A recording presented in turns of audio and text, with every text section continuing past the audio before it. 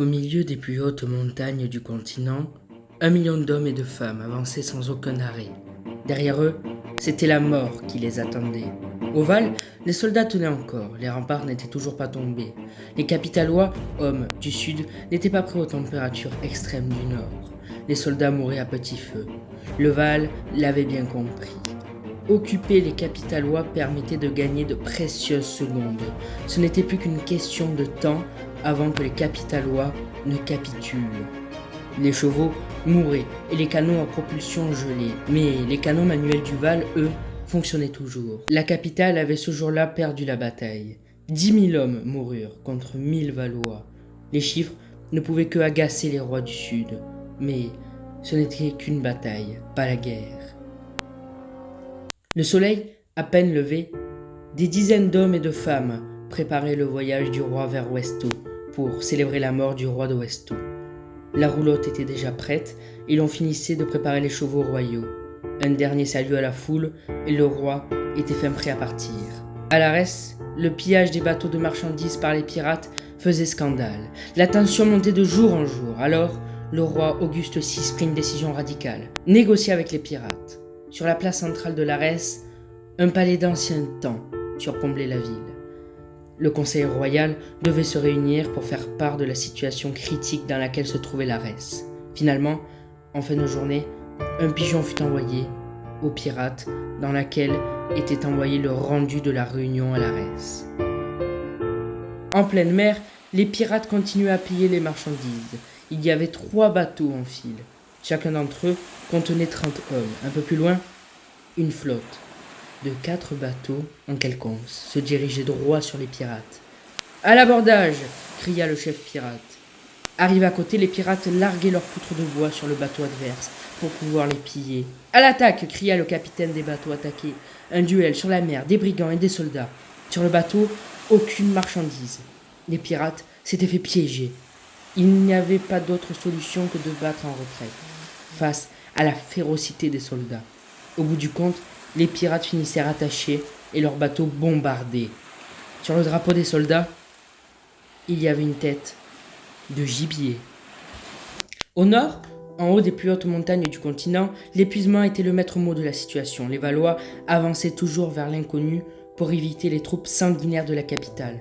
Mais bientôt, ils seraient récompensés. Au sud-ouest de Westo, une petite ville de quelques millions d'habitants battait son plein dans le trafic maritime. C'était la ville où le meilleur vin royal se fabriquait, le fort de Constantin, tel était son nom. La ville possédait aussi le plus grand port de l'Ouest, mais pendant la guerre de Kars, il fut détruit volontairement par la capitale pour échouer le commerce du fort. Aujourd'hui, le fort a de multiples dettes envers toutes les cités. Ce matin, dans les rues et les places principales, une ville déclarait la guerre à une autre.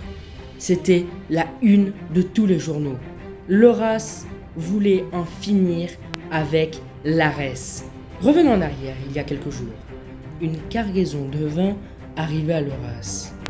Le roi avait acheté les plus grands crus. Mais lors du déballage, une bouteille était suspecte. Elle contenait une pierre. Alors, en riant, « Ouvrez-la, elle m'a coûté cher celle-là !» Un soldat s'empressa de l'ouvrir. Il renversa la bouteille et la pierre tomba. Le roi cessa de rire d'un coup. « Dehors !» dit le roi. « Je veux être seul. » Le roi ramassa la pierre, mais ce n'était pas qu'une pierre. C'était une pierre magique. Elle brillait de 1000 feux. Le roi savait ce qu'il avait entre ses mains. Ce qu'il avait entre ses mains était le début d'une grande guerre inévitable. Il la posa parmi les joyaux de la couronne, là où personne ne pouvait la dérober. Au milieu de la végétation, au centre du continent, les roulottes du roi et toute la garde se hâtaient pour une bonne heure de repos.